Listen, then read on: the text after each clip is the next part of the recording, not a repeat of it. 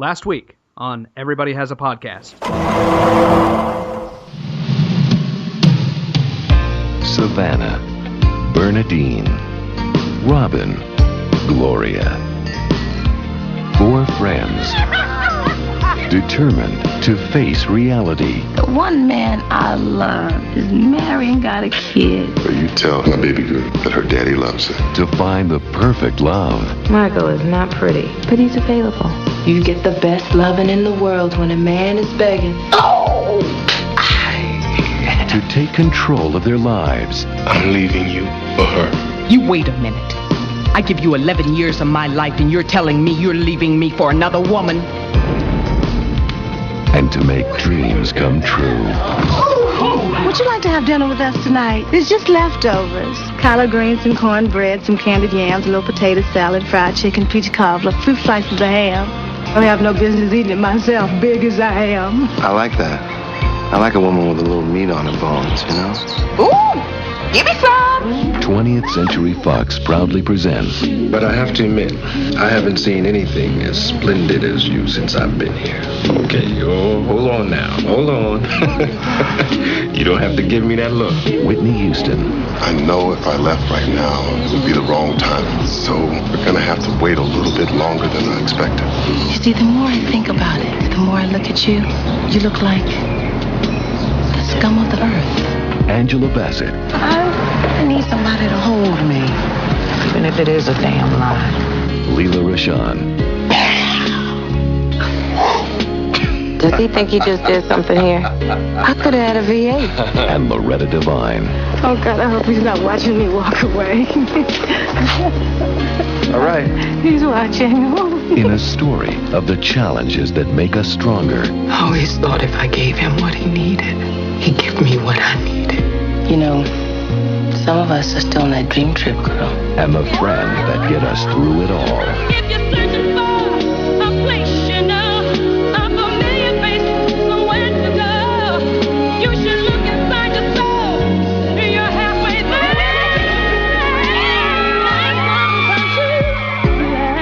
there. Waiting to Exhale.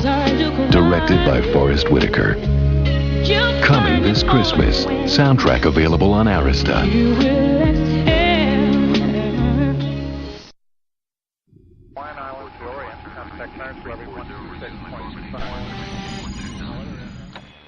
Chalk 6 is taking fire. Okay, divert south of the river. I see you come to the red guys. I just called over. Yes, damn well.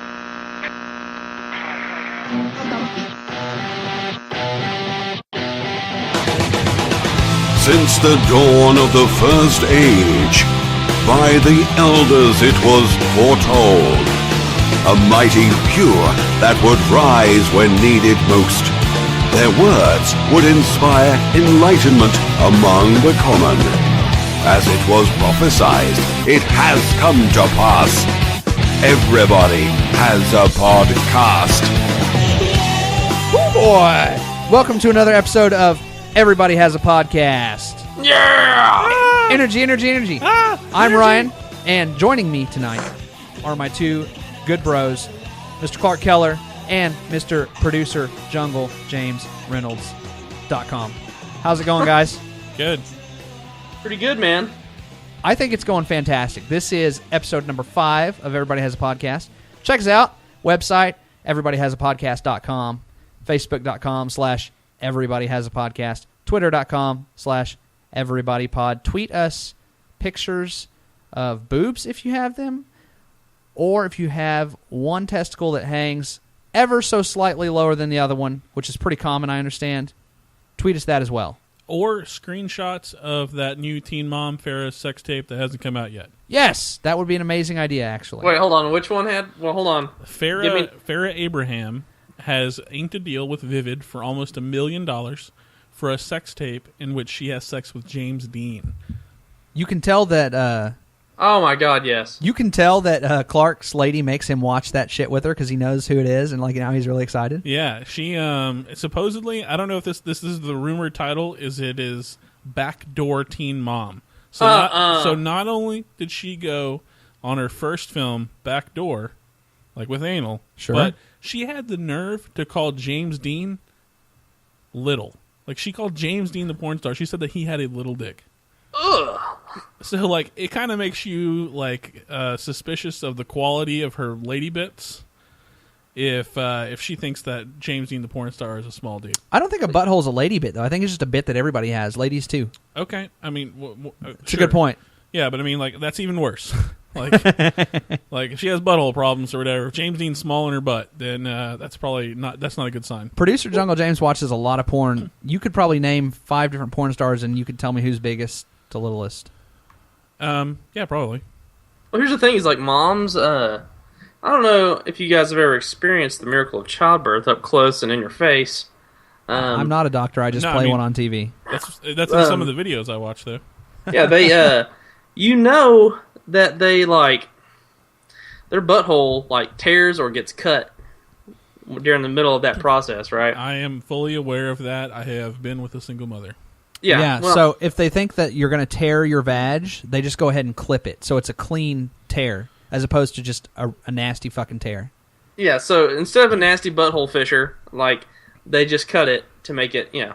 So she's gone through some pretty traumatic experiences on her butthole in the first place. So, I mean, if you've had some fucking gardening shears up your asshole, then I'm sure there's no size of, cock that you can't handle at that point. Yeah, I guess if she's comparing James Dean to a child, then I guess he is small. We all are. Lexington Steele is small. It's hard to follow. Like, a child is hard to follow. I agree. I know this because I have a van, and it's loud, and it's hard to follow them. I just hope she has gross stretch marks. Like, I want her to be a genuine Southern nasty-ass teen mom. I don't want her to be like this prepped-up Cali teen mom. The teen I want girls... I want her to have some living on her. The teen girls bounce back pretty good. Yeah, and I think she has some surgery. I'm sure. It's not worth it. I want to see her just like this is her last moment. She's crying, and like it's over for her. She knows it, and this is it. I mean, that is true. I mean, I don't know if she's realized that or not, but that is the case. Everybody should go to our website, everybodyhasapodcast.com. You're going to see an Audible link in the very top right. Click on that and subscribe for a free trial. We need to pay to get Clark some therapy. His lady issues are shining through right now. Check it out, everybodyhasapodcast.com, Audible, free trial. We get money. Pretty soon, Farrah Abraham will probably have an audiobook about this entire ordeal and her life experience for you to download. Yeah, but she won't actually write it herself. It'll be ghostwritten. Yeah. So, Clark, you seem pretty happy about that, but I understand something's been happening lately that's got you down. Well, this is hard to talk about, but we're going to go through it because what we're about to talk about needs to be talked about. It's probably one of the most traumatic events that's happened to America since 9/11. Well, it should be noted that last month was Autism Awareness Month. And equally as important, we have this. Paul Bearer has died. What? Yeah. I'm sorry. I wasn't able to get to the service. The family called. I wasn't able to make it. It just happened so suddenly. Nobody expected this.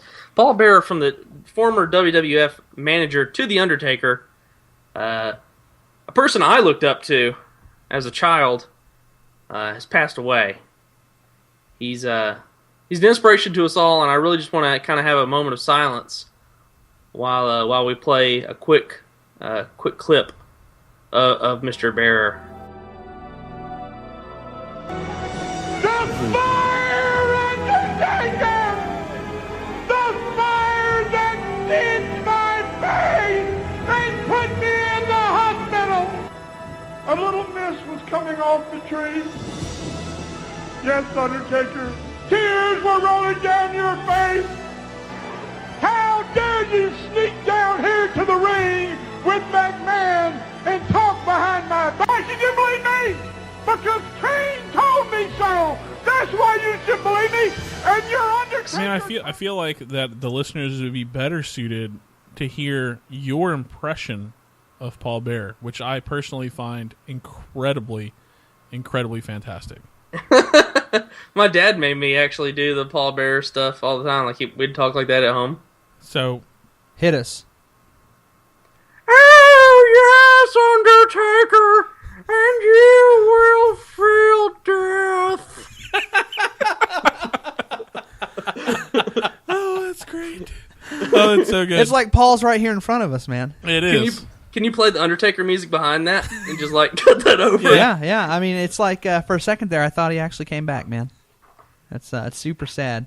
Yeah. Well, so he was actually a big personality in all of wrestling. I don't even follow wrestling. I haven't since I was like 14. But that was a big deal to me. It's like that's another piece of my childhood just gone, like without warning. Yeah, man. It's like the 12-year-old in all of us, and also the 32-year-old, and half of the Mexicans that work in warehouses are really sad. Like they're really hurting right now, man. I thought he was dead already, to be honest with you. Like, I was pretty certain until I saw Clark post that he was already dead. Like, it was just one of those things like I completely dismissed in my mind. Like, who else is brought? Like, that could be a bit at one point. Like, what people do we think are dead who are actually still alive? Yeah, totally. So, Paul can never truly die. Like, obviously, his spirit is just transferred to the urn that he carried around with him all the time. He used to use that urn to control the Undertaker back in the day. But now I think the urn has finally taken over Paul Bearer's soul, so we have to find the urn and bring him back, guys. I have a question. So, and we're just the past few years, actually, we're starting to learn about this, and a lot of this information is coming online. You know, it's no secret that football players, professional football players, you know, they don't live long. You know, most of them die in like they're 60.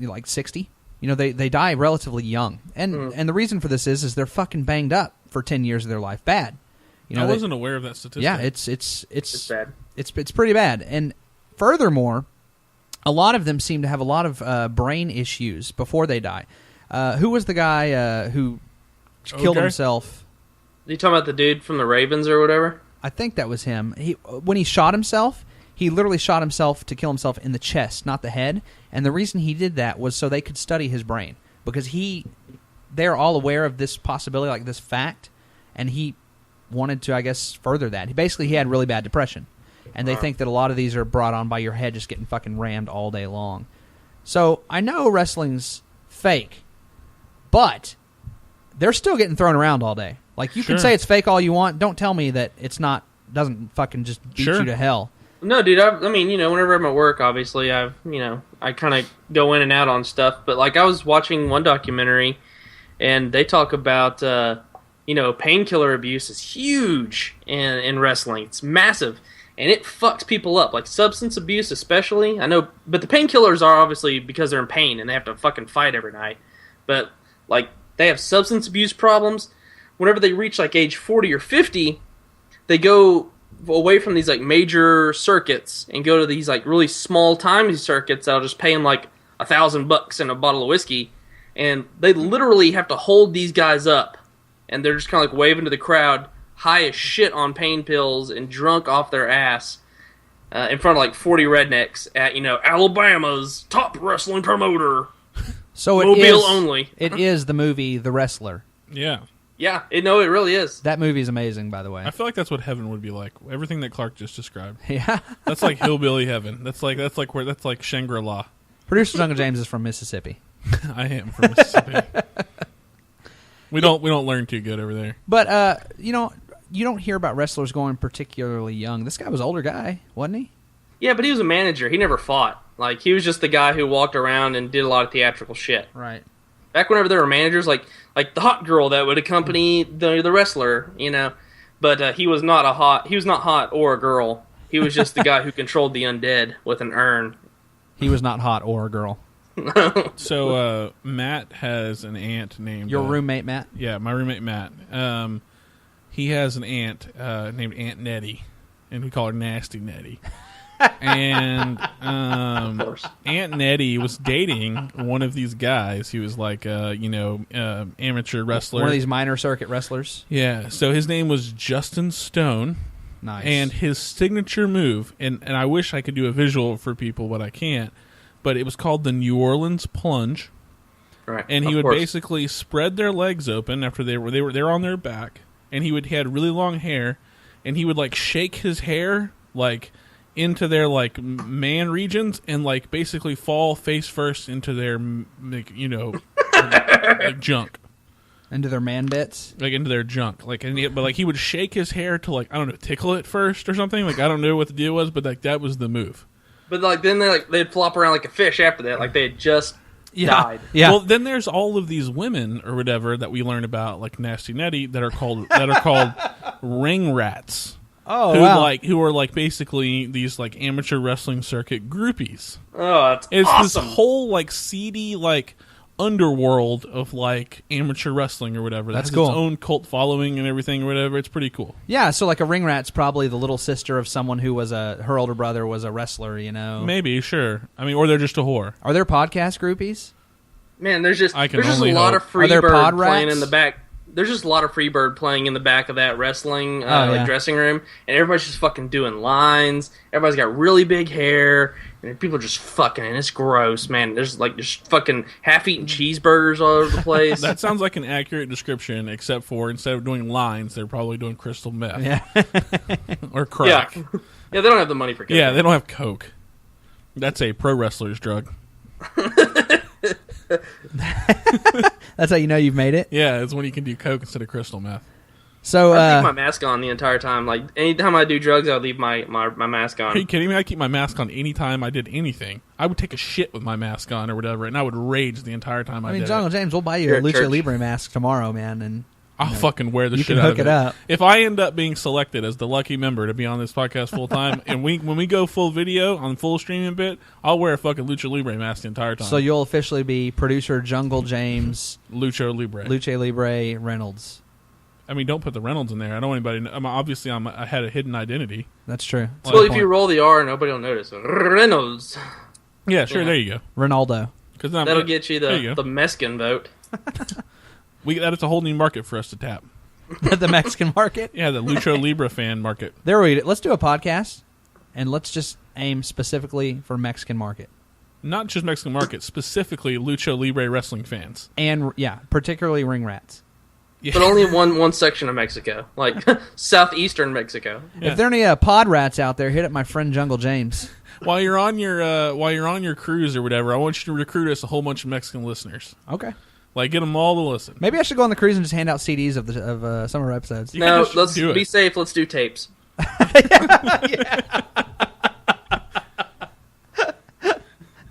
Oh, shit. All right. So, guys, a couple days ago, as you know, it was my birthday. I'm 29 now.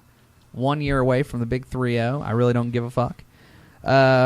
Here's what was cool about this. I didn't really plan on doing anything in particular. I just wanted to have a nice day, just chill out, a few fun things. What was awesome, though, is I got, let's say, 3, 4, 5 text messages, whatever, from people that all of the guys just want their friend to get laid. Like, all of these were, hey, happy birthday, tell your girlfriend to blow you tonight. Oh, hey, happy birthday, you better get some tonight. And I just want to say it's awesome being a guy. Because all we do is want other guys to get some. I mean, we want to get some too, but we're that much happier if other guys are getting some too. Yes or no? Yeah, I mean, there's never been a time, amongst my friends where I've never wanted them to not get laid. Yeah, same here. Well, we were just laughing because my girlfriend was with me when I got half of those, and I'd be like, yeah, so so and so says you need to blow me, and then I literally 2 minutes later I get another one. It's like, oh well, apparently I'm getting some tonight. I would feel like that would lower your chances. Well, if you show them to her, like I feel like that would like consistently like lower and lower and lower that percentage. not if you chance. walk, if you walk around with a long dong. No, this is birthday time, dude. Yeah. Like it's pretty much she has to. Like it's kind of like reverse rape if you don't. But to take this example further, there was an instance a year or so ago where we had gone downtown. And it's the end of the night, man. It's 2. It's bars are closed, and we're walking back to the car, which is quite a ways away. And I'm fucking drunk, but she is just gone. She is blitzed, and so I'm like holding her, helping her straggle along, carrying her. We're slowly making our way back to the car, but it's very apparent that it's just bad. This fucking black dude walks by us the other way, sees that I'm with this totally drunk chick, gives me a thumbs up. Never met this guy before in my life. We're from 2 different cultural whatevers. He's happy for me, man. That's great. I think it's a beautiful thing. I think it's great. a beautiful thing. On the flip side, though, you have females who you're going to call them cock blocks, but really they're looking out for their friends too. No, they are. No. They are. No. You don't think so? No, they're all fat girls who are like, This place blows. Oh, let's get out of here, girls. That exists. The jealousy factor definitely exists. But, it's like as a female, as a guy, if you go home with a chick, good for you. As a female, if you go home with a guy you just met, that's a little dangerous, too. That goes back to when we were talking about me picking up that mixer. Let's reverse the roles. Let's say you walk up on a black guy who is carrying practically a white, overly drunk girl. Do you give him a thumbs up as well? Get your hands off her, or I'll call the cops. Let's be honest. I turn around and I follow him until the cops arrive. Oh, okay. I mean, duh. You don't want to tip him off, right? No, you're not going to beat him in a physical confrontation. This is a battle of wits at this point. No, man, good for him. You know what? But then the roofie factor comes in, and you're like, I wonder how legit this is, I knew I was legit. Like, she knew me. But, there's no telling when you see other people in that situation if they're being sketchy or not, right? Speaking of roofling, I don't know how, I just felt like this is a good point to segue into this, but Matt started looking up on the Silk Road website. Your roommate, Matt? Yeah. What's the Silk Road website? Do I have website? to always say my roommate, Matt? Just so the listeners know. The Silk Road is like this, I don't know how you get to it. Apparently you have to do, some protocol. Tour. Tour, whatever that is. I don't even know what that is. It's a VPN. It's a tunneling program. And you join, this network or whatever, and you can get to this website where they straight up just sell drugs. You can get roofling on there. But, not I said it as a joke to shop for it. I don't want people to think I was actually shopping for roofling. But you can buy legitimate drugs, like weed, so anything. You did set up an account? Matt did all this. I don't know if he set up an account or anything like that, but he just browsed around, I think. So I just ordered prescription drugs from overseas online, and I got them in today, this morning. What prescription? I ordered modafinil. Are you familiar with this drug? I'm not. Have you seen the movie Limitless? Yeah. Okay. Everybody says it's like that. So this is a drug that's prescribed for people with sleeping disorders, but people online say that when they talk about it when you're weightlifting. So when you weightlift, you get your gains, right? So you'll take pre-workout and you'll lift, and that's your gain. The muscle you've gained. So they do the same thing here. They're like, look, you pop this shit in the morning. They're like, you're like a fucking laser. You think really hard. No, you're a laser. They're like, you retain more. You're just a badass. I'll be honest, it's a little scary. It is. It is. No, man, it's not any more scary than the rest of the shit the FDA approves and then has to pull off the shelf. It's safer than Adderall. Adderall is prescription meth. This is not a stimulant at all. This just pumps up your brain how it works. It's safer than Adderall is your quote. It's safer than what most people use as an alternative for that. Anyways, I just wanted to check it out. But, it took me 2 months to get this shit. I popped 100 milligrams this morning. And do you feel smarter? Because I just want to outline that we were less than normally prepared for the podcast tonight than we usually are, so it doesn't feel like it's done any work. So far. Most people when they talk about this drug, they say where you really see the gain is on your crossword puzzles. Well, on your 14th hour. Sudoku. If you're pulling like a badass day, let's say you have to just knock out a 14-hour day, you really aren't faltering there in the end. So versus how long it took versus getting it. So you get that 14th hour is where you get your return every day. No. You obviously there's different. Most noticeable. There's different experiences, but yes, everybody basically says, look, this is as close to Limitless as you're going to get. 2 + 2. 7. Duh. Goddamn. If you're familiar with the Bulletproof Exec, have you heard of this? No. So this is one of these millionaire guys. He's a biohacker. I'm really interested in the whole thing.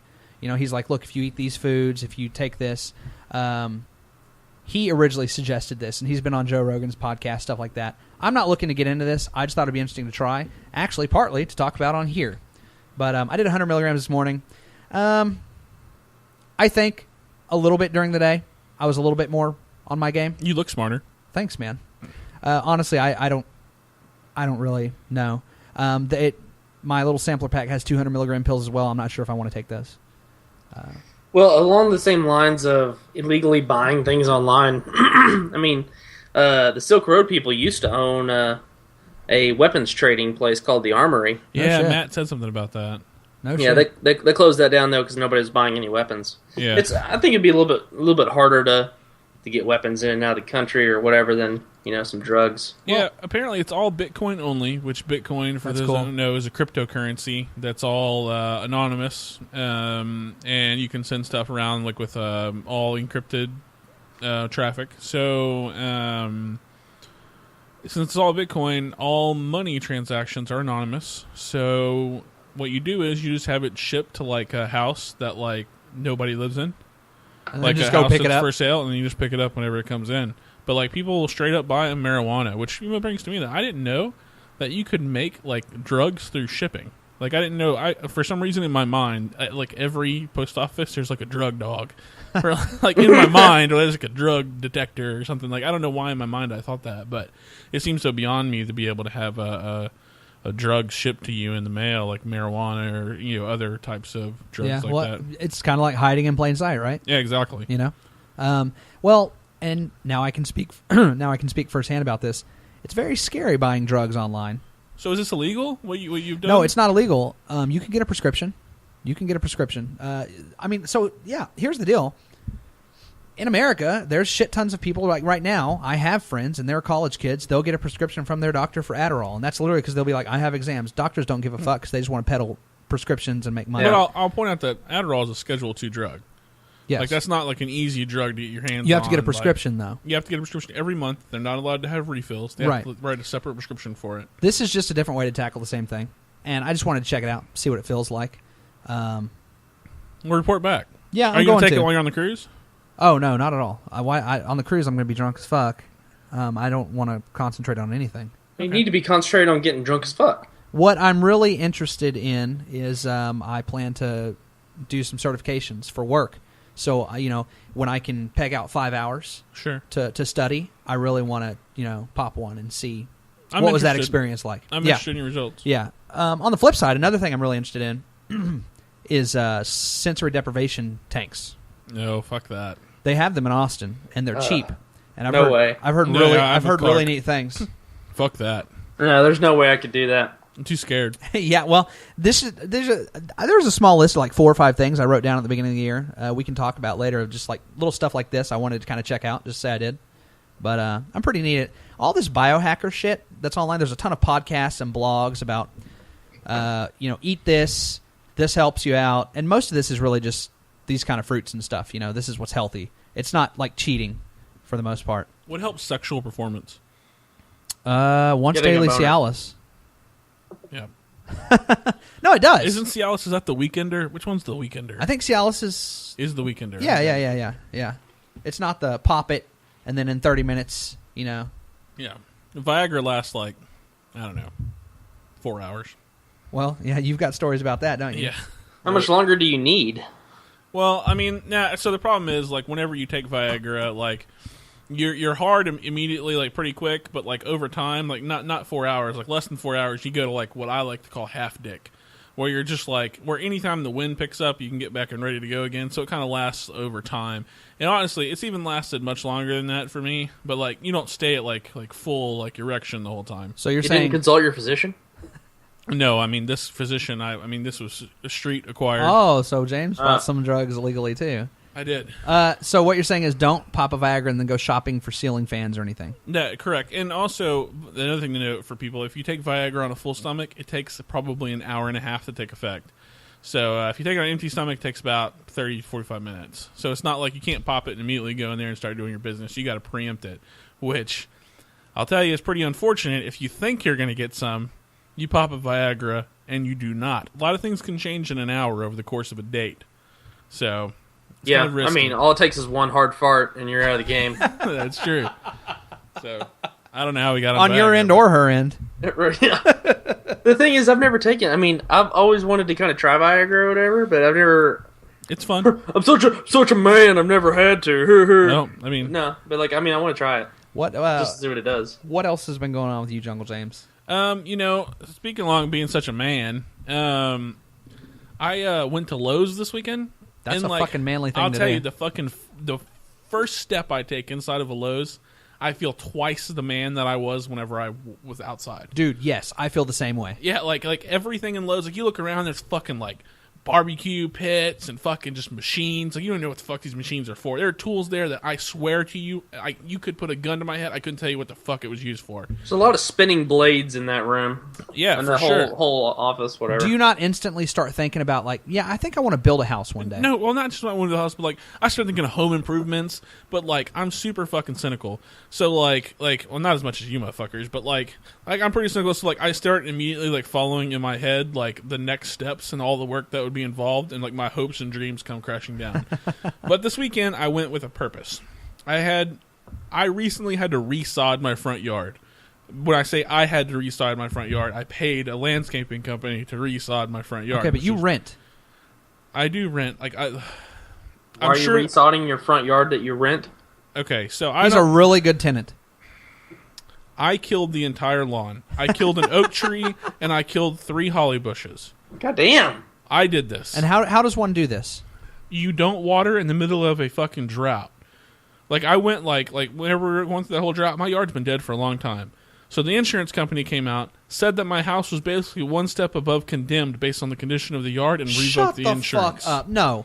No, Condemned? no. Is this some HOA shit? No. The insurance company came out and looked at my house and said that it is not insurable in its current condition based on the condition of the yard. That's the most bullshit thing I've ever heard in my life. This happened. Like, this is real. This No, is I why the believe yard you. got resodded. I Because I was believe about you. to get kicked out of my house. What a fucking Okay. scam that is. Okay, no, I work for a water company. I have insight on this.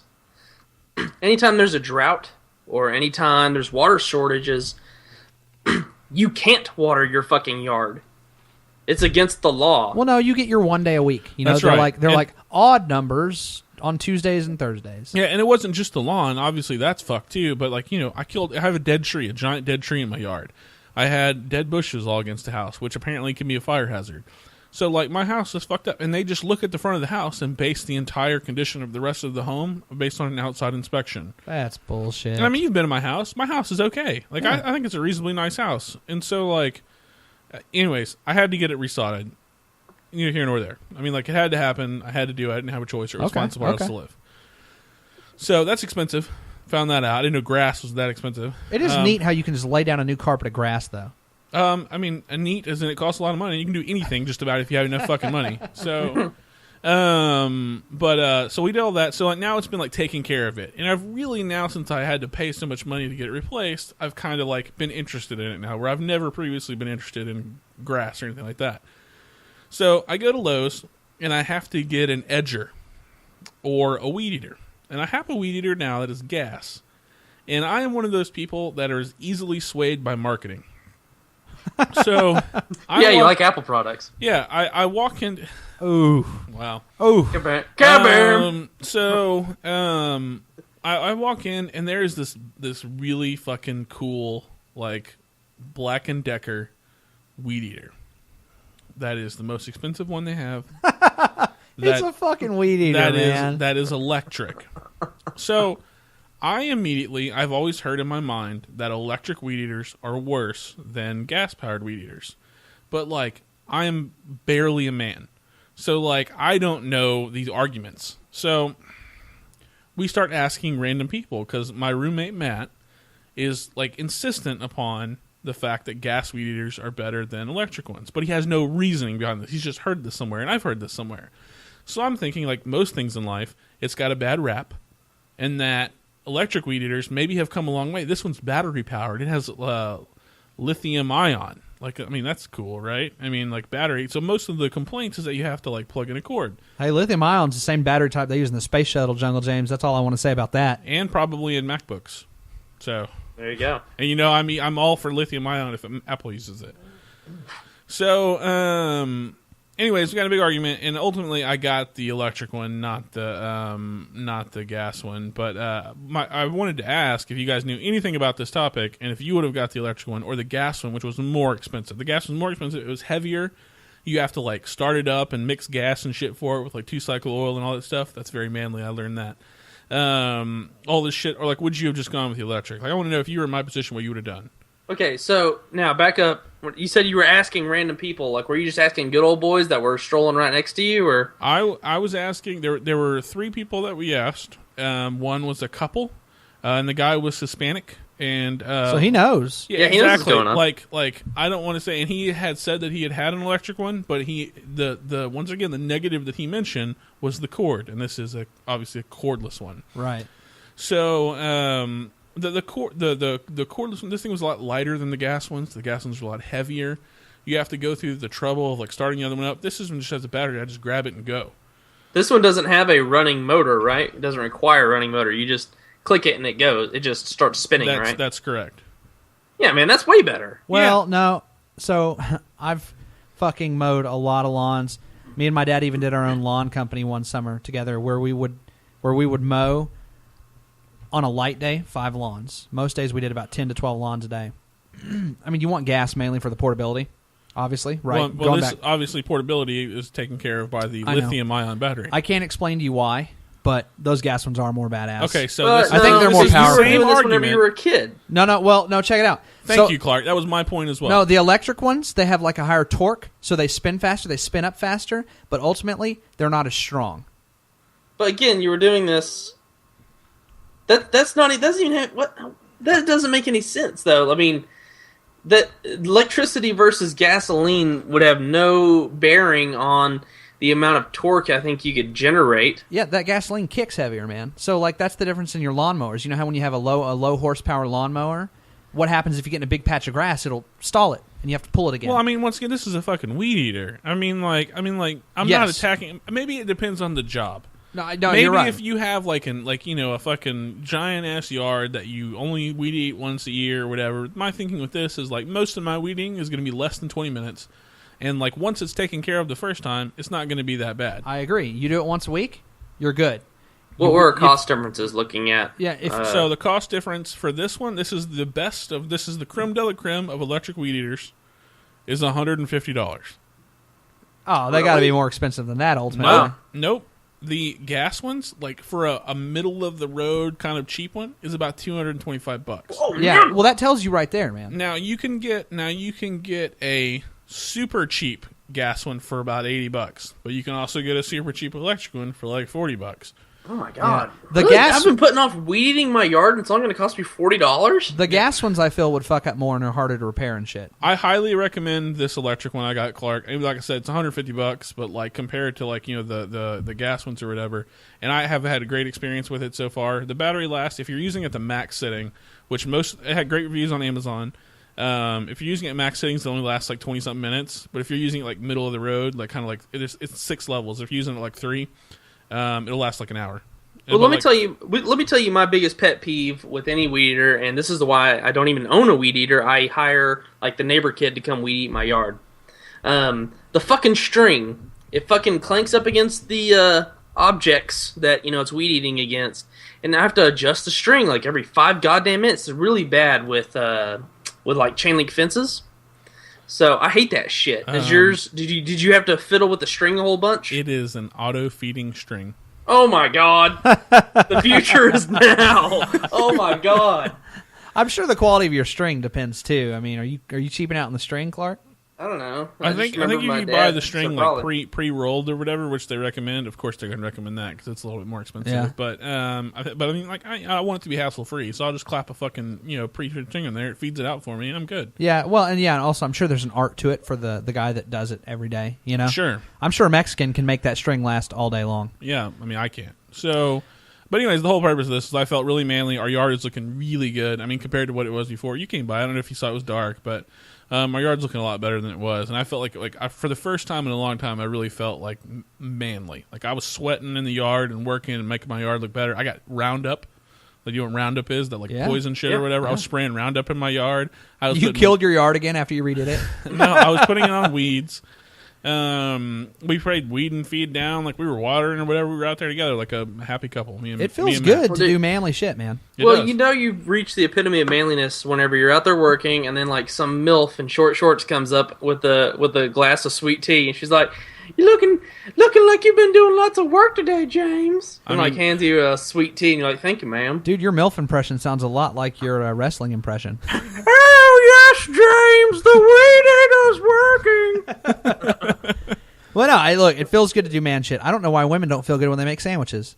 because it's the same thing. I agree. It's the exact same thing. They do. Yeah, they do. You just can't. Yeah, you can't let them. They're never going to admit to it. Just like you don't want to admit to feeling like a man whenever you fix the goddamn dishwasher, because you don't want to fix the goddamn dishwasher. This is true. Okay, so I guess, Clark, was it last episode we talked about me trying to sneak alcohol onto my upcoming Carnival Cruise vacation? Yeah. Okay. We were talking earlier, and we thought actually it might be a good idea to call their support line or their customer service line and see what would happen if we get caught. What do you say we give them a shot? Man, I hope it's a sassy black woman. Me as well, sir. All right, one sec. I don't want to be on the radio for this. I'm uncomfortable with this. Thank you for calling Carnival Cruise Lines. If you're calling to reprice an early saver booking, please press 1. If you're calling about the Carnival Triumph canceled sailings of April the 18th through June 8th, 2013, please press 2. She's going to ask for your ticket number. Oh, yeah, I bet she will. I am sorry it is taking a while to get through to us. For your convenience, may I suggest you visit our website if you're all they do is fucking apologize.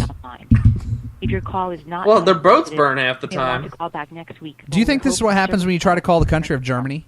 For time-sensitive calls, please stay on the line, and thank you for your patience.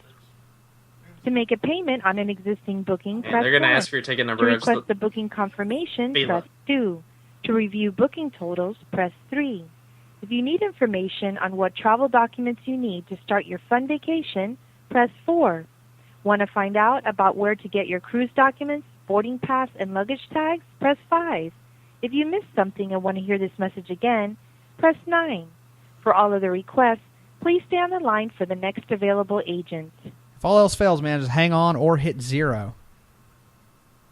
For prompt service, please have your booking number and PIN number ready. You can also update your booking and make payments online at Carnival.com. To ensure high-quality service, your conversation may be recorded. Thanks for calling. This is Ann, your fund specialist. Who do I have the pleasure of speaking to? Hey, how's it going? My name's Ryan. I'm doing fine, Ryan. How about you? I'm doing all right. I was on the Triumph originally, but it got canceled. But we're selling out here in a couple days. I'm pretty excited. Oh, good. Hey, I've got some quick questions for you, if you don't mind.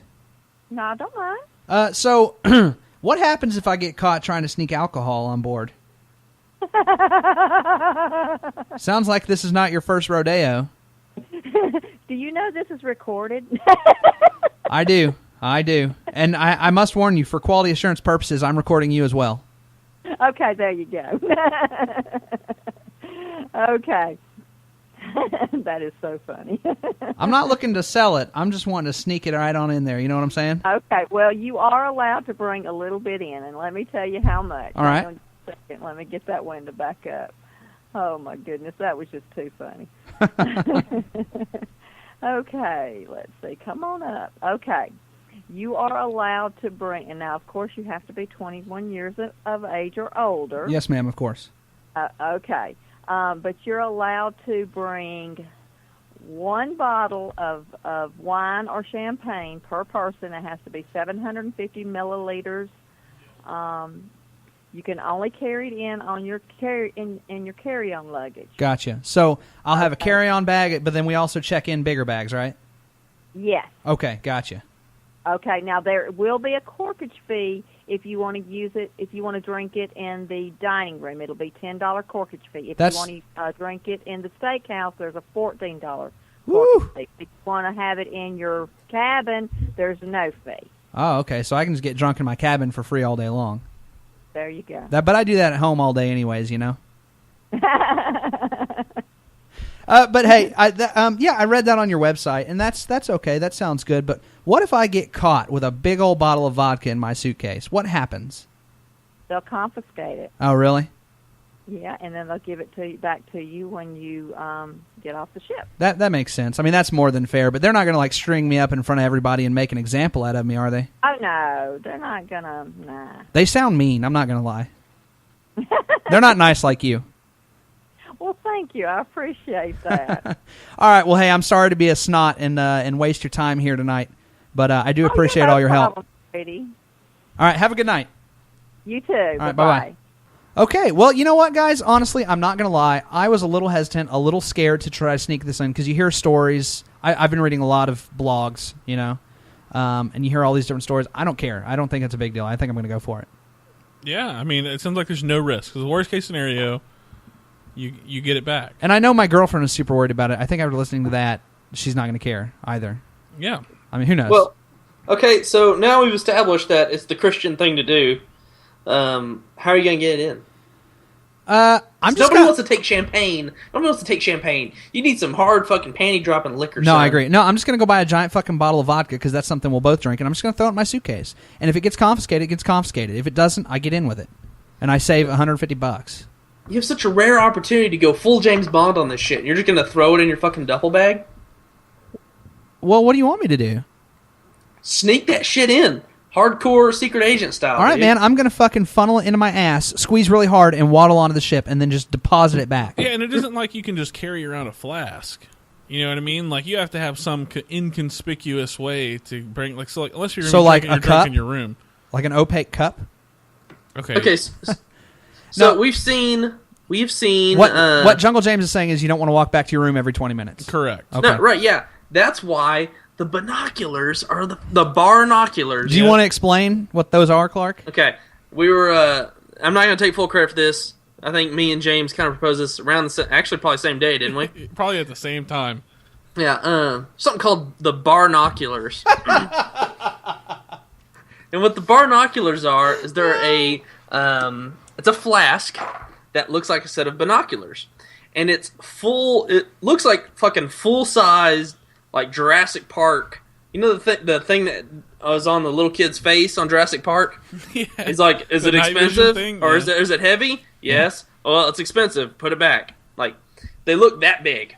Yeah, they're gigantic. Like, they're like I tell you what they're the binoculars that on Back to the Future that he was looking at whatchamacallit with. Those giant ass binoculars, same ones. Yeah. I mean, identical ones that novelty size that George McFly was watching. Whatchamacallit? What's her Leah Thompson with? Yeah. So what you can do is you can unscrew where your eyes theoretically would have gone. You can unscrew those, and they're each their own separate compartments. So for his and hers. Yeah, like in case you like vodka and she likes rum, or vice versa. Yeah, if she wants Everclear and you want wine coolers, you just fucking pour your own drinks into those, and then boom, there you go. All you got to do is fucking spike your shit. I have no doubt that would work. Obviously, it would. I'm going to actually keep an eye out all week for guys drinking out of barnoculars. When do you leave? We leave Friday. Okay, do you know how much those things cost? $10. Yeah. $10 fucking dollars. $10 for the best cruise you could have, and you're gonna waste your cruise because you won't buy binoculars. I will buy you these binoculars. We're not going to get them in enough time. That's I will overnight them. No. If you actually use them on the cruise, and Carmen takes a picture of you actually using them. Oh, okay. Well, yeah. Okay. Like, I want you to legitimately use them, though. Like, I want you to use them all week, as often as you can. If you look at my closet, and I'm sorry, Carmen, I lied to you earlier today, there's a bottle of Listerine and food coloring. Like, I was totally just going to pour vodka in there and do that anyways. God, you're such a bad person. That is horrible. Why? Well, first... you're better than that. Who cares? I do. I care. I mean, somebody's got to care around here. Dude, it doesn't fucking matter. Like, you just put it in the suitcase, you get caught or you don't. They're not going to check them all. Well, you can tell, like, all of these people, like, I Googled this today, like, for no reason. Like, I'm not even going on a cruise anytime soon, but just because you made me interested in it for some reason. There's a whole, like, tech behind sneaking alcohol onto cruise ships. I know. Whatever. There's all these methods. And here's my thing. Do you think this is the first time Carnival Cruise Lines has seen barnoculars? Fuck no. Well, I just feel like all of these people, if they would have called in to talk to the wonderful woman at the Carnival Cruise Lines who we just spoke to, all of their worries would have gone away, and this entire market for covert alcohol sneaking would be, smashed in one go. Everyone just heard that conversation, like, just heard that talk, with no big deal, knowing that you wouldn't get, like, ostracized for it or, like, berated. It's not like Starship Troopers where they fucking string me up and fucking whip me. Well, I mean, you asked that question. Yeah. I mean, like, you are going to Mexico. Yeah. Like, I mean, it's not the most inconceivable thing that you might not come back, with the head. Look, man, here's what it is. They know people are looking to fucking party on the ship. That's why you're going on there. They're not going to fucking berate you for trying to have a good time. Plus, they want your money. Well, here's the thing, man. Is like, you really think they're going to do a random or random binocular inspections? No. Well, like, what I'm getting at. So here's a few of the common things everybody says to do. They say take a 6-pack of bottle of water and pour a vodka in all those. You know they're going to check for that shit. The other one is put it in a shampoo bottle. Well, they say that, when you shake a shampoo bottle, it sounds different than vodka. These are things that I guarantee you it's their full-time job to know this shit and check. Yeah, but nobody's checking binoculars. Just wear them. Just be a fucking dumbass. Just have, like, a pair of them around your neck. And be like, oh, I'm so excited, aren't you, honey? Like, can't wait to do some whale watching with these binoculars. Yeah, just don't put them up to your eyes with alcohol in them. Yeah, I'll get vodka in my eye. Yeah, I'm telling you, it'll work. It'll work. I know it's going to work, but you know what else? You know what else is going to work? When I just throw a bottle of vodka in my suitcase, I'm going to get by. I guarantee you. Yeah, you're right, because they're going to shake all of the shampoo bottles, and they're going to check all of the bottles of water, but by God, they're not going to catch, a jug of vodka. No, what they do is they do random screenings, just like they do at airports. So if your suitcase gets picked, you're probably going to get rifled through, and they're going to be, specific. But it's probably 1 out of 10, man. I just think you're wasting such a good opportunity. Like, with the binoculars? Yes. No, I'm not, because Jungle James is literally purchasing them right now, and I'm going to use them.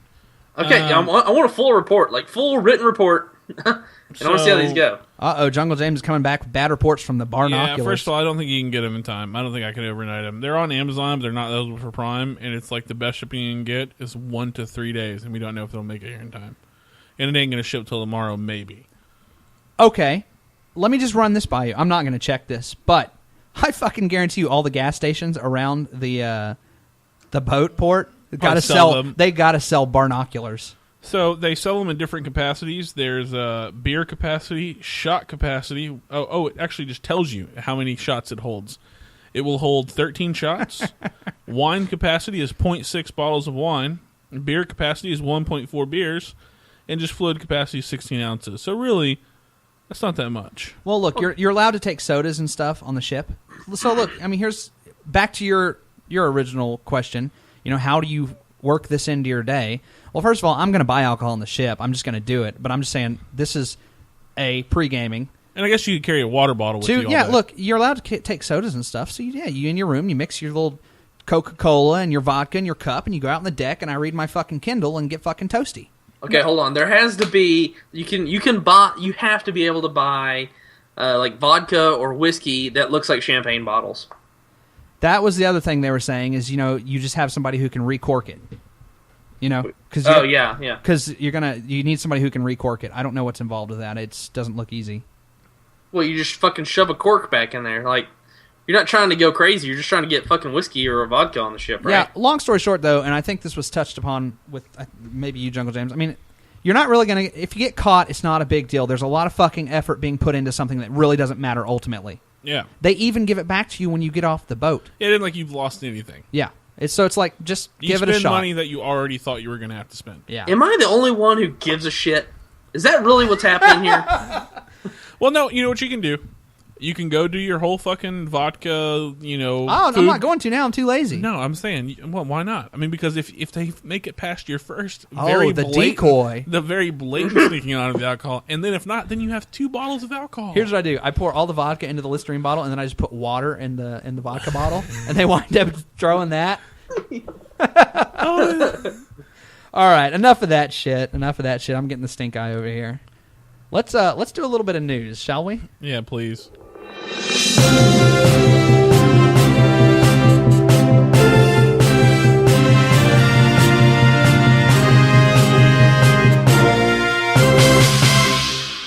Okay.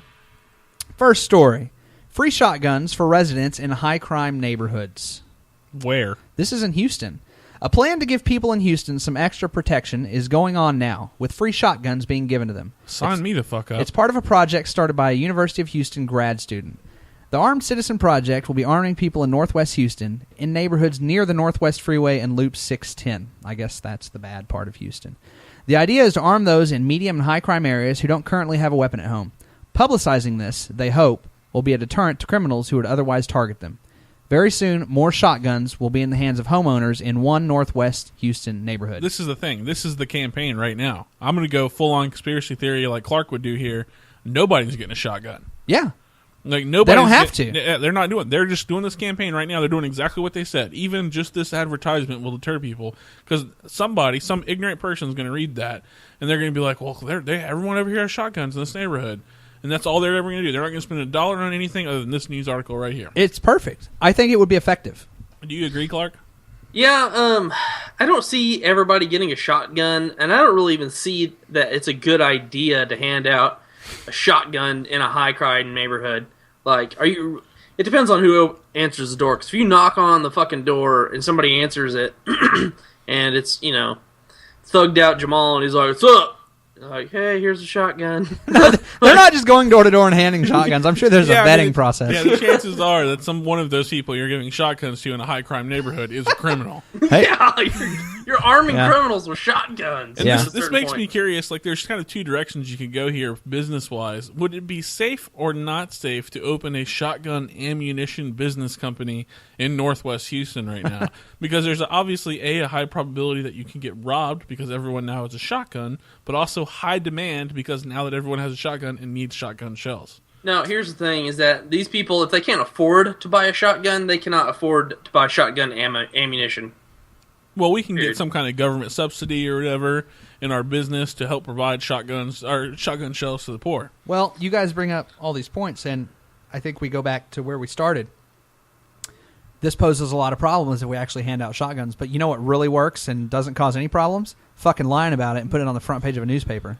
Because then you don't give shotguns to hoodlums, and they're still scared to go into someone's houses now. The name of our store can be Everybody Has a Shotgun.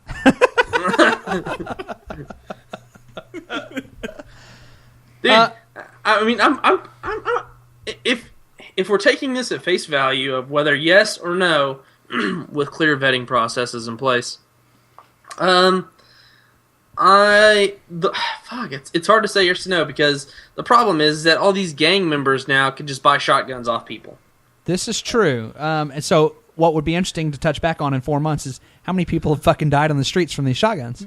Or how many people, even if nobody's died from them, how many people have sold their free shotgun? Yeah. That's what I'm thinking, is people are going and fucking selling the shotguns to the gangbangers or pawn shops. I mean, I'm going to go out on a limb here and say that probably these high-crime neighborhoods are also low-income neighborhoods. I mean, I don't know how many high-crime, high-income neighborhoods there are. But, like, these people probably need rent money. They probably need bail bondsman money. Yeah. They want money for their Boost mobile phones more than they want their shotgun. And you're handing them a $50 bill after they sell it to so-and-so down the street. But here's the deal. It's not like these, I guarantee you, it's not like these are high-caliber whatevers. You can go to Walmart and buy a shotgun for $110. And once again, I know this is low-income neighborhoods. Does it tell you what kind of shotguns? No, but I'm sure if they're doing with the masses. I once again, whoever said it, I think it's the idea is what's effective about this, whether it happens or not, So it doesn't matter if it's a good shotgun or not. It's probably a cheap one, but it doesn't fucking matter, Are low income? I mean, I don't know. Here's my thing: are low income people really breaking into other low income housing, or are they driving up to the middle class houses and breaking in there? I think it really depends. It's a good question though. I don't think there's a lot of house entry because these low income people get income tax too. And a lot of government money or whatever, so they can still acquire things that I would normally have to work and pay for. Yeah, it's a good point. I just don't know how much they would shit where they eat, if you know what I'm saying. Usually they have like little turfs that they protect or whatever. Well, and they usually don't fuck with, I would think, wouldn't fuck with their own people. Well, yeah, because and all those somebody's people have a shotgun. Aunt or whatever. Yeah. And they'll all have shotguns. Now everybody does have a shotgun. At the end of the day, if I have to make a choice between yes or no, I still say give people incentives to purchase shotguns rather than handing them a shotgun. Yeah, tax credit. Yeah. That's a good point. It's a good point. You got to put something on it. Yeah. You don't get nothing down without a down payment or whatever. These people should be very familiar with bad credit. Yeah. All right, next story. Police called after woman sees kittens having sex in her yard. Sure, cats aren't for everyone, but we can't remember the last time someone called the police to complain about a pair of kittens. But that's exactly what happened in Wisconsin on Thursday when a woman called police after she reportedly witnessed 2 kittens having sex in her front yard. Were these kittens or furries? That's okay. I don't even know what to say about this. Animals fuck. Did the cops show up? I don't know, man. This clearly wasn't in Northwest Houston. Yeah. Well, Take her shotgun The to only him. look, animals are gonna bang. It's only embarrassing when like you're trying to talk to some cute chick and your dog starts humping another dog or something. Like, you know, it's only embarrassing when it's in front of other people. Besides that, I'd want my dog. I don't to think get it's some. that big of a deal. Really? Why don't you just turn the water hose on them? Like, if you're that upsetting to your lawn. Yeah, good point. Yeah, like, why does it have to be a fucking national crisis? Like, why does the law have to go? Well, I would hope the police would say, we're not coming out there, and by the way, if you call us again, we're going to send you a ticket.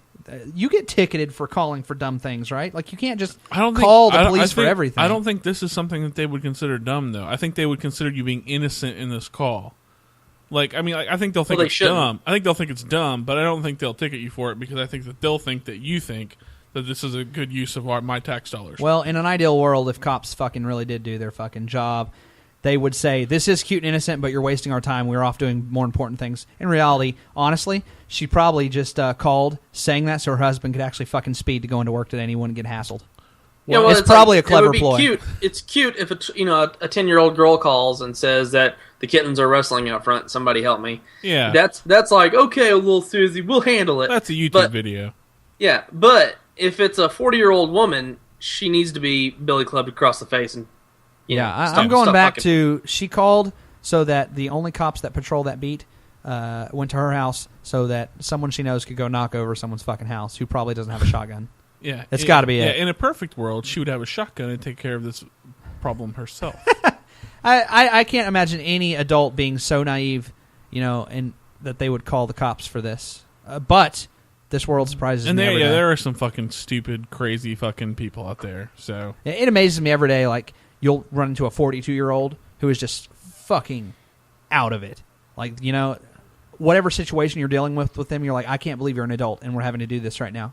I wonder if there's like a color combination between the cat she didn't like that she found offensive or whatever. Maybe there's like interracial, like animal fucking. Well, these are kittens, but cats. Have you ever heard cats have sex? No. It's like.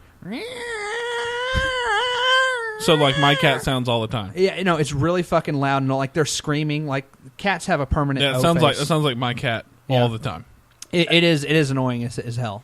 I just don't. It's not a tragedy. Like, it's not an emergency. So now you will get ticketed and fined or arrested or whatever if you call 911. But we don't know if she called 911 or if she just called the police station. Either way, she should have called animal control if she was that pissed off. Yeah. Does 911 not route you to animal control if the situation's appropriate, or is 911 purely? There's a secondary line that's not emergencies, I believe. 911, they're required to roll. I don't know if it's a police. I think it is a police car. If you dial 911, they are required by law in most states to send a police cruiser. So no matter what else they send, there's always going to be a cop car. Huh. Yes. Okay. No matter what. Huh. Yeah. Now, they may come and arrest your ass for being a dumbass, but, you know, they're going to roll a cop car no matter what. They have to. I tell you what, Clark, if they could do that, half this country would be in jail. You know what I'm saying, brother? I mean, like, I don't know. All right, next story. Last story. Jonah Falcon. Do you know who Jonah Falcon is? No. Producer Jungle James? Jonah Falcon, man with largest penis. Yes, I do know who Jonah Falcon is. Jonah Falcon, man with largest penis, releases It's Too Big, a song about his penis. Finally, Jonah Falcon's penis is solidified in song. The man famous for his 13.5-inch record-setting penis released a song, and it's bound to impress even the most hardened of pop fans. It's Too Big, released on iTunes and cdbaby.com on April 16th, features Falcon's penetrating voice. I like that. I like how they did that. Singing about his own member, which was again thrown into the limelight after Huffington Post Weird News covered him getting frisked by the TSA. I have a... Do you guys want to hear this real quick? Yeah. Yeah, sure. Let's do it. I think he has like a weird voice or something like that, if I remember right. I know he's ugly as sin. Yeah, good for us. Good for our community. Because, you know, the stereotype is like, oh, the black guys have the biggest cock. No, motherfucker. We set the record. That motherfucker is as ugly as sin. But he's a white guy. Too damn big. My penis too damn big. Your penis too damn big. It's too damn big. It's true they all complain when they try to go to town. If I'm lucky, you can show off. How well can you go down? It might just be the biggest in history. No ruler can measure. Oh god, that's so bad. God, that's bad. Is this really what we're doing in society? Like, well, obviously this is not going to go anywhere. There's no way this. You know it's going to go It somewhere. made it to the illustrious. Everybody has a podcast. That's true. I mean, God damn it, we're going to blow him up, aren't we? We can't not at this point. I mean, the It's already fact there. is, he's going to make at least $1 off this. If he makes more than nothing off this, which he will, he's already made more than nothing off this. Yeah. I hate this planet.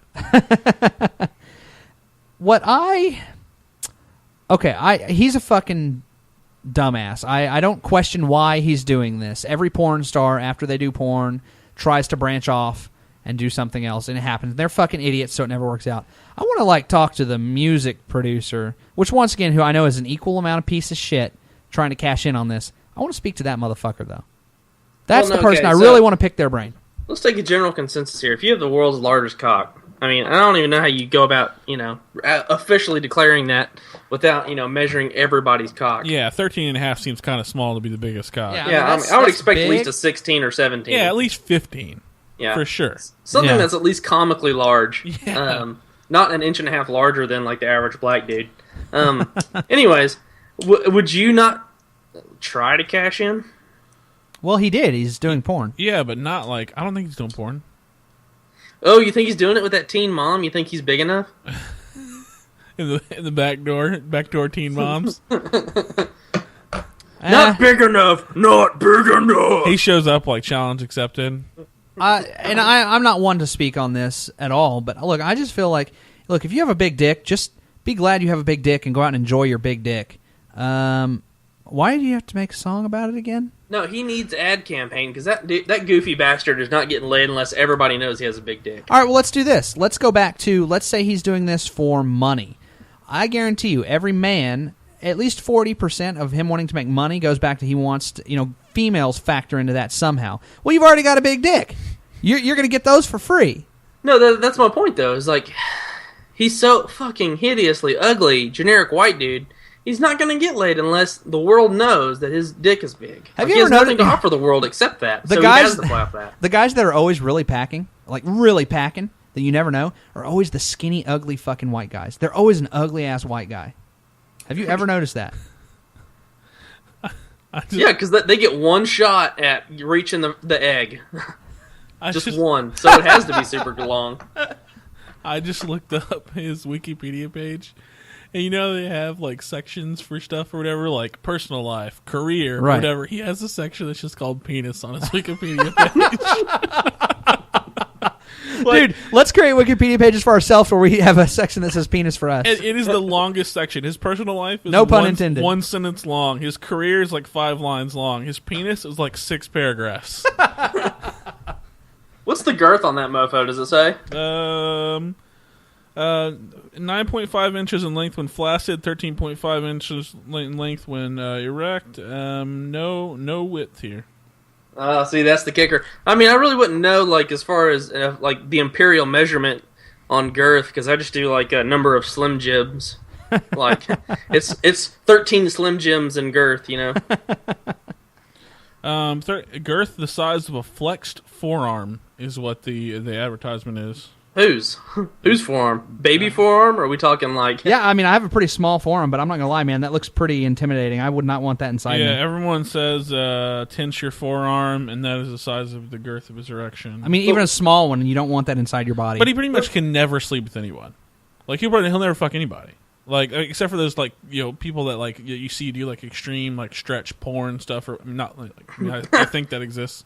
You think that exists, James? That I've heard about. Not that I've seen. Look, man, as much as everybody wants to joke or say, yeah, I'm a big old dick, in the end, women don't want huge titties because it fucks up their back and they have to get surgery. And in the end, honestly, as a guy, just be happy with what you got. Be glad you don't have a fucking 14-inch dick because it's probably a pain in the ass. Yeah, and they probably can't. The only girl that really wants a 14-inch dick is Farrah Abraham. Yeah. I'd bang her. I would too.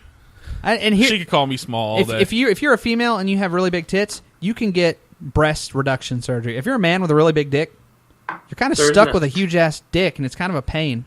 Hold on, I'm googling penis reduction surgery. You just want that to show up in your Google results. If a girl comes over to your house and starts using your computer or whatever, you want your last search to be penis reduction surgery. You die tomorrow. And they're going through your history, and that's the last thing everybody finds is penis They're reduction like, wow, surgery. Holy shit! I guess James had something going on that I didn't know about. Yeah, no, there's no such thing as penis reduction Dude, surgery. we should start leaving like Google trails like that of things like that. Like I have like an open casket or whatever, and everyone's like trying to check out my junk or whatever. Like, holy shit! Like people are feeling me up or whatever, and I'm dead. They're like, man, I don't feel it. Like, what are some other things you'd like people to just subtly like find on your Google search history after I'm dead, or like on the, like if I'm just alive? just in general? Like I should throw in a few like how to donate to orphanages, like shit like that. Mine would be how to tell everybody you won the lottery. And and then you're dead, and everybody assumes you've won the lottery. Yeah, they're like trying to get the money. Yeah, high-end financial investments, like oh yeah, yacht purchasing. There you go. Yeah. All right, gentlemen, I think that about does it for this episode of Everybody Has a Podcast. Producer Jungle James, thank you so much for sitting in with us for a couple of episodes, man. We've really enjoyed it. I've enjoyed it. I feel it's been a pretty good fit. I mean, I'm obviously biased, so sure. I would think that I feel like these are maybe your 2 best episodes you've ever had. That's what everybody says every time they get on the podcast. If I had to say though, realistically though, these were the best 2. Bold statement. Well, hey, okay. He's humble. He's humble, Clark. He's humble.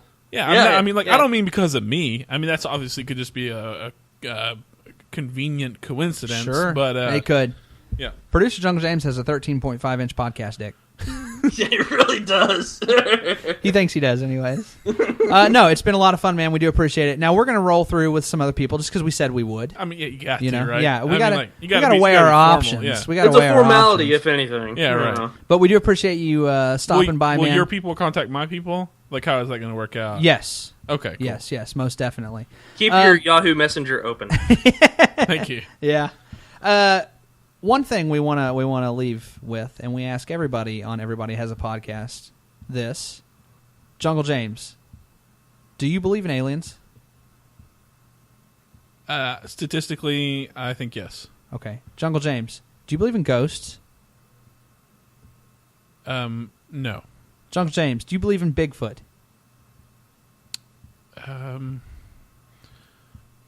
I would say my instinct would be to say no, but I can't say with 100%. He's like God for me. I'm kind of agnostic in the terms of You're agnostic towards Bigfoot? Yeah, I'm agnostic towards Bigfoot. All right, man. Well, there you have it. Hey, so once again, check us out on our website, everybodyhasapodcast.com, facebook.com, check us out, Everybody Has a Podcast, twitter.com/everybodypod. We're going to play out this week with yet another awesome song from our friend Uncle Waldo at campgroundpirateradio.com. This is the Red Elvises. This song is called Drinking with Jesus. Tune in next week where we climb inside Adele as if she were a tauntaun.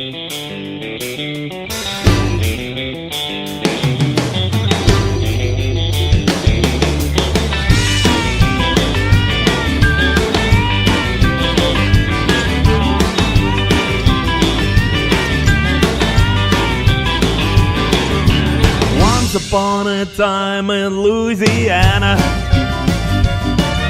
I found myself half wasted late at night. I was drinking heavily with Jesus, talking about the impact of his life. Tell me, Jesus, tell me more. Why am I not happy?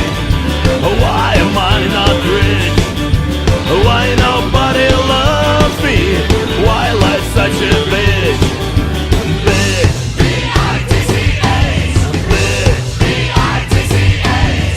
Bitch. B-I-T-C-H. Bitch. Jesus looked at me kinda weird. I saw silver tears in his eyes, cracking jokes and laughing through his beard, drinking from a bottle fine red wine. Tell me, Jesus, tell me more. Why am I not happy? Why am I not rich?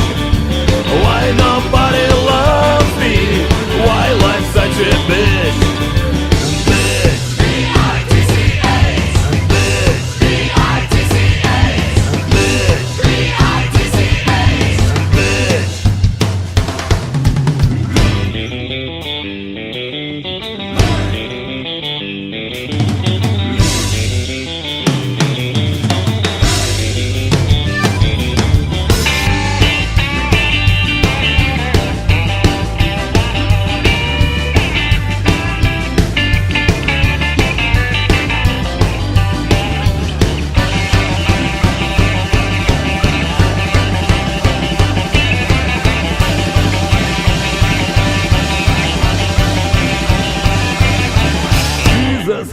shot of Jose Cuervo. Then we had some whiskey on the rocks. Then we started dancing like two maniacs. Then he said to me, "You are a drunk. You are a loser. You are a womanizer. Hallelujah!" Why am I not happy? Why am I not rich? Why nobody loves me? Why life's such a bitch? Why am I not happy? Why am I not rich? Why nobody loves